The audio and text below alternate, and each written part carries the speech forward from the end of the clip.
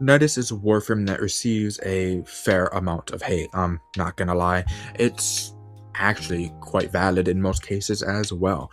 He's not a bad frame, he's a good one. It's just there are a few problems with him that people don't like.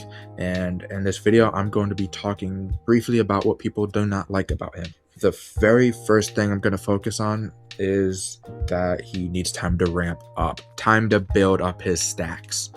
Now, his stacks, as you all pretty much know, is his unique resource needed to cast a couple abilities and his passive.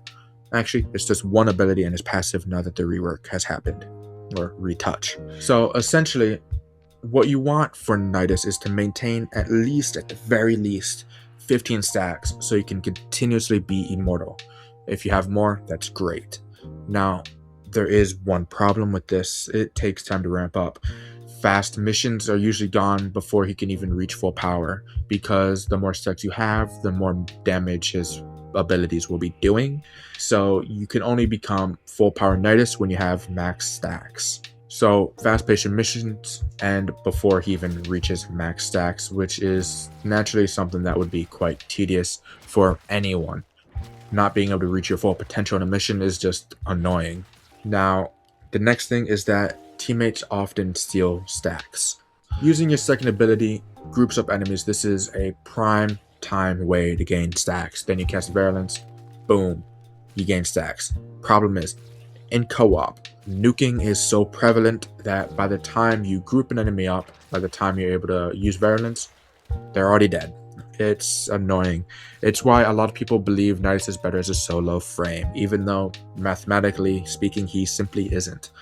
Next is simply that he's pretty stationary. The third ability has a range for the enemies and teammates alike. So if you cast down an enemy, they are stationary. Quite literally a stationary frame. Now you can only move within 20 meters of him, and this does increase the range, but it's still within only a certain amount of range. It's something that is quite annoying. And on allies, your allies will naturally be moving as well. They're not stationary. So when you cast it on an ally, you're going to have to follow them around, or they will have to follow you around if you want to maintain the link.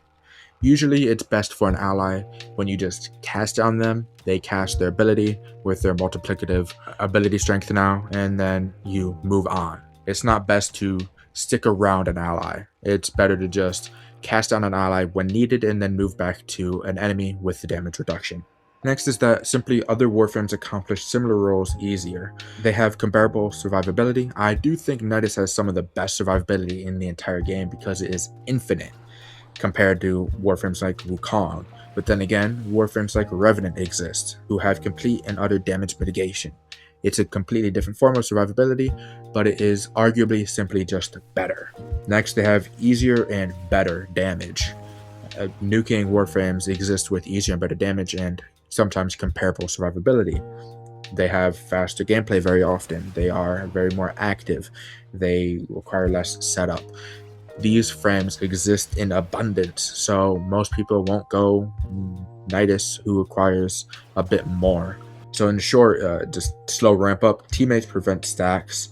He's pretty stationary, and then I would suppose it's high maintenance.